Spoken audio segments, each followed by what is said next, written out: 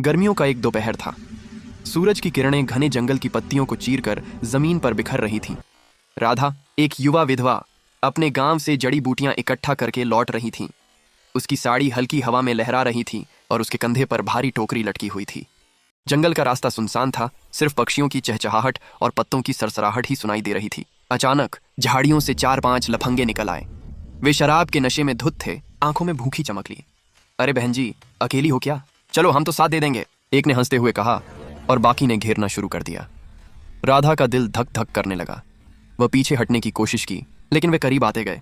एक ने उसकी साड़ी की चूड़ी पकड़ ली। क्या माल है यार, दूसरा चिल्लाया।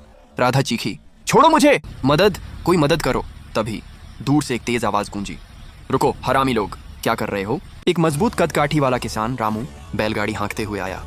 उसके हाथ में लाठी थी जो वह जंगल काटने के लिए ले जा रहा था।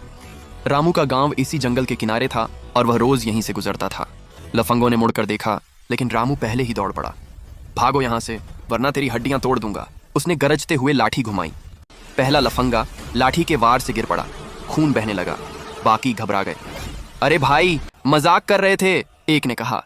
लेकिन रामू ने दूसरी लाठी मारी। वे सब भागे, जंगल में गायब हो गए। राधा सांस लेते हुए रामू के पास आई। उसकी आंखें नम थीं, लेकिन कृतज्ञता से भरी। भैया, तुमने मेरी जान बचाई, अगर तुम ना आते तो। वह रुक गई, शब्द ना मिले। रामू ने मुस्कुराते हुए कहा, कोई बात नहीं बहन, ये जंगल मेरा घर है, औरतों को परेशान करने वाले यहां नहीं टिकते। वह टोकरी उठाकर राधा को सहारा दिया, लेकिन जैसे जैसे वे आगे बढ़े, हवा में एक अजीब सी गर्माहट फैल गई।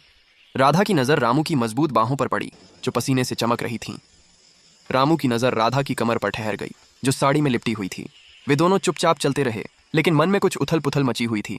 अचानक राधा रुक गई। रामू जी, थोड़ा रुक जाओ, यहाँ जड़ी बूटियां हैं, देख लो। लेकिन उसकी आवाज कांप रही थी। रामू मुड़ा और उनकी नजरें मिलीं। बिना कहे वे दोनों पास की घनी झाड़ियों के पीछे चले गए। जंगल की गोपनीयता में, जहां सिर्फ हवा और पत्तों की आवाज थी। राधा ने रामू का हाथ पकड़ा और रामू ने उसे अपनी छाती से लगा लिया। उनके होंठ मिले, जैसे सालों की प्यास बुझ रही हो। साड़ी धीरे धीरे खुल गई, रामू की कमीज उड़ गई। जंगल की मिट्टी पर, झाड़ियों की आड़ में वे एक दूसरे में खो गए।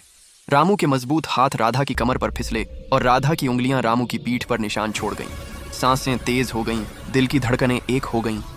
वो पल जंगली आग की तरह भड़क उठा, जुनून, आभार और शुद्ध इच्छा का मिश्रण। जब सब शांत हुआ, वे दोनों हांफते हुए लेटे रहे। राधा ने फुसफुसाया, रामू जी, आज से तुम मेरे रक्षक हो, और बहुत कुछ। रामू ने हंसते हुए कहा, जंगल के नियम ऐसे ही हैं बहन, जो बचाता है वो अपना होता है। सूरज ढलने लगा और वे दोनों गांव की ओर चले, लेकिन अब उनके बीच एक अनकही डोर बंध चुकी थी। जंगल की वो शाम हमेशा के